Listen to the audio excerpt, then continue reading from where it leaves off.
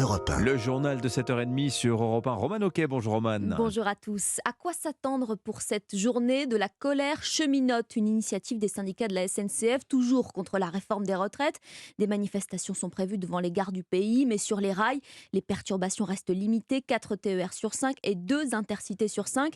Un échauffement avant le 1er mai. Ce jour-là, Laurent Berger, leader de la CFDT, appelle à casser la baraque côté mobilisation. Et un rassemblement avec la crainte, toujours, de débordement, comme on l'a vu à de nombreuses reprises ces dernières semaines. Des commerces, du mobilier urbain saccagé et une facture salée pour les collectivités comme à Lyon où l'on répare encore les dégâts.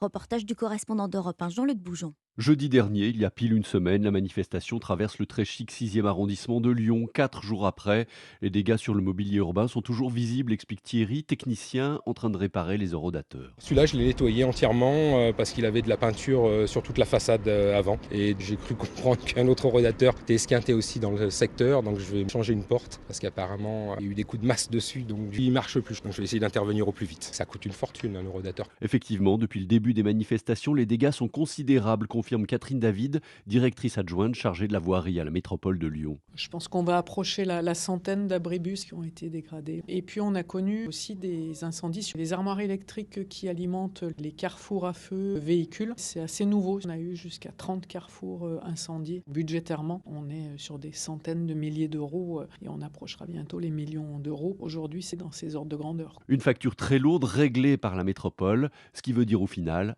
par le contribuable. Lyon, Jean-Luc Boujon, Europe 1. Alors,